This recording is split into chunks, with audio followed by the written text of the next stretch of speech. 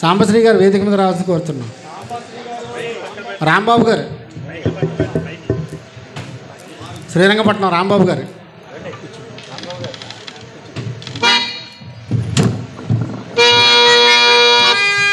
సాంబశ్రీ గారు రావాలి.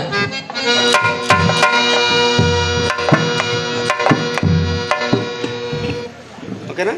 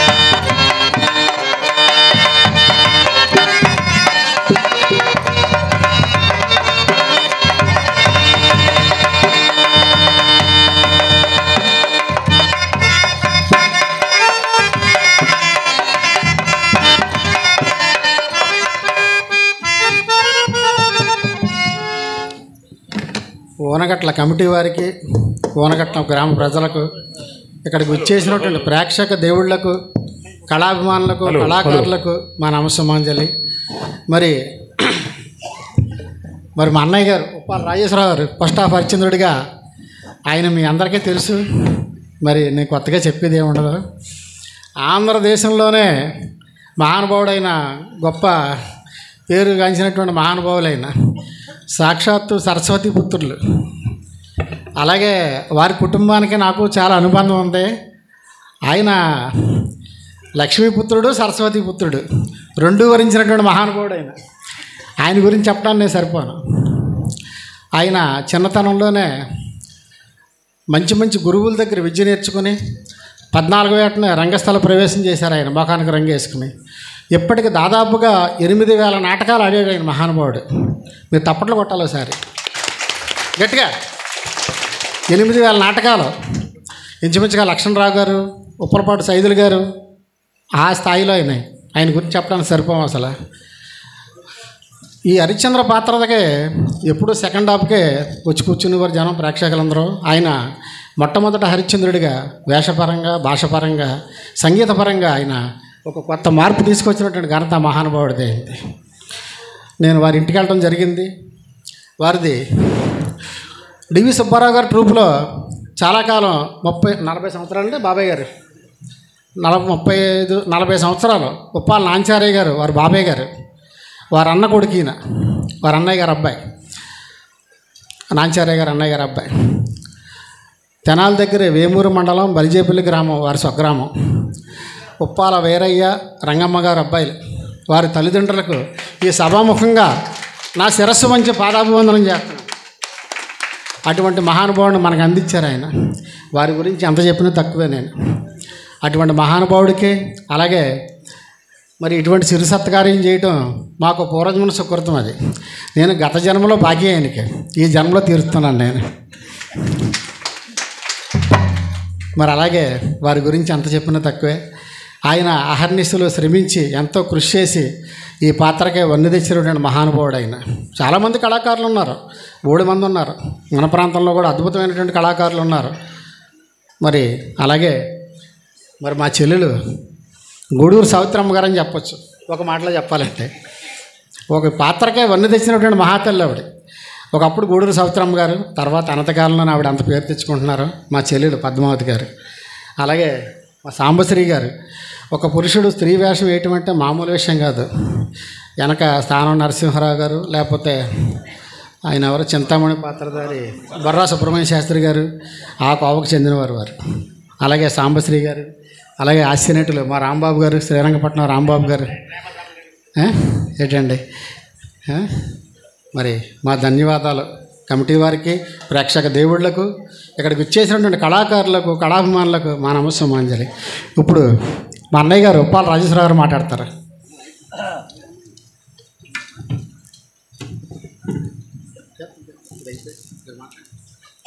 మన ఇద్దరి గురించి ప్రత్యేకించి మాట్లాడేది జనం బాగా అందరికీ తెలుసు. ఎలాగో నాటకానికి వస్తే రాజేశ్వరరావు, వెంకట పద్మావతి వస్తే వాళ్ళ తమ్ముడు ఇక్కడ ఉంటారు, ఆ సన్మానం చేస్తారు వాళ్ళని ఆల్రెడీ జనాలందరికీ తెలుసు. దాగోజు రాంబాబు గారు అని చెప్పేసి నందమూరి వాస్తవ్యులు. నాటకం అంటే ప్రాణం. సాహిత్యం మీద, సంగీతం మీద, క్యారెక్టర్ ధర్మం మీద, క్యారెక్టర్ ఎలా ఉండాలి. మీసం ఒకవేళ మేము హడాబుళ్ళే మీరు తొందర పెడుతుంటే కాస్త మీసం వంకర పోయిందనుకోండి, రాత్రి మీసం వంకర పోయిందని చెప్పి ఇంటికి ఫోన్ చేస్తారు ఆయన. అలాంటి మహానుభావులు ఆయన. ఎందుకంటే ఇలాంటి వారు నాకు తమ్ముడుగా ఉండటం నా పూర్వజన్మ సుకృతంగా భావిస్తున్నాను. ఇప్పుడు మనం అందరం కూడా 1 సంవత్సరం సరిపడా మన పిల్లలకి మనకి ఓ ధాన్యం దాచుకుంటాం, నెలకు 1 బస్తా పట్టించుకోవడం ఏదో చేస్తాం. వారు అట్లా కాదు, సంవత్సరానికి సరిపడా శాల్వాలు కొంటారు ఆర్టిస్టులకు వేయడానికి. అలాంటి మహానుభావులు మరి ఉత్తమమైనటువంటి నీళ్ళలో పొట్టి నవకళా సంపన్నులు వారు. సాహిత్యం మీద అన్నిటి మీద కమాండింగ్ ఉంది వారికి. సాహిత్యం మీద, సంగీతం మీద, భాష మీద ఉంది వారికి.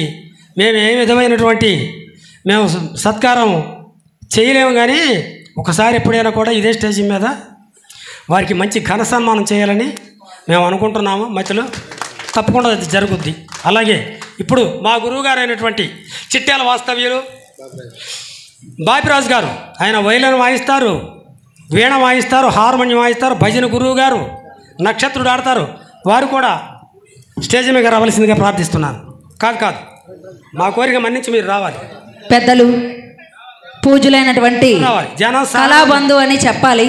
మరి మా అన్నయ్య దాకోజు రాంబాబు గారు ఈ చుట్టుపక్కల ఎక్కడ నాటకం అయినా మేము వస్తున్నామంటే ఫోన్ చేసి, మరి మేము చెయ్యకపోయినా మమ్మల్ని గుర్తు చేసి, అమ్మ నేను వస్తున్నాను, మీరు రావడం మా అదృష్టం అని చెప్తూ మాకు మంచి చెడ్డలన్నీ చెప్తూ ఉంటారు. మరి అన్నయ్య దొరకడం మా పూర్వజన్మ సుకృతం అనే చెప్పాలి. మరి ఆయన రుణపడ్డం కాదు, ఆయనకు మేమే రుణపడ్డాము. మరి ఎక్కడికి వెళ్ళినా ఇలాంటి చిరు సత్కారాలతో మమ్మల్ని అభినందిస్తూ ఆశీర్వదిస్తూ ఉంటారు. ఆయనకి ప్రత్యేకంగా ధన్యవాదాలు తెలుపుతున్నాను. అలాగే విజయనగరం వాస్తవ్యులు, ప్రముఖ హార్మోనిస్ట్, నంది అవార్డు గ్రహీత, మ్యూజిక్కి ఎన్నో అవార్డులు తీసుకున్నటువంటి మనకు రూపవాణి గారి నక్షత్రుడు రాముడు ఆడేవారు ఇదివరకు. వారి హస్బెండ్, వారి భర్త గారు విజయనగరం మురళీ గారు. ఎందుకంటే వారికి ఇంతవరకు నాకు అవకాశం దొరకల, వారు పద్దాక మనకు దొరకరు. వారిని కూడా ఈరోజు మేము సన్మానించుకోవాలని నేను అనుకుంటున్నాను. మీరు మన్నించాలి, మా కోరిక మన్నించి మీరు రావాలి, స్టేజ్ మీకు రావాలి. ఎందుకంటే మురళీధర్ గారు, ప్రేక్షకుల సహనాన్ని మనం పరీక్షించకూడదు. పాపం కూర్చున్నారు, నాటకం ఇంకా చాలా నాటకం ఉంది. మురళీధర్ గారు తప్పకుండా రావాలి.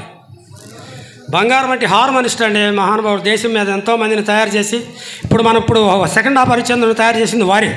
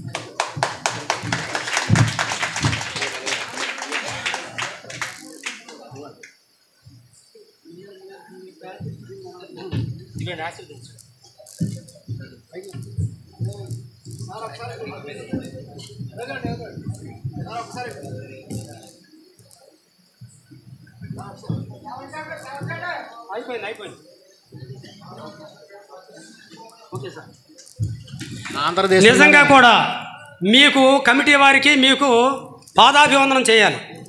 తెల్లవారులు కూర్చుని నాటకం చూసే రోజులు కాదు ఇవి. ఎంత ఓపికతో కూర్చున్నారు. ఈ కార్యక్రమాలు కూడా అడ్డు తగలకుండా పోండయ్యా మీరు మీకు చాలు అని చెప్పి అనకుండా మీరు మాకు ఈ అవకాశాన్ని కల్పించినందుకు పేరు వరుసన ప్రతి ప్రేక్షకులకు పాదాభివందనం తెలియజేస్తూ సెలవు తీసుకుంటున్నాను సార్.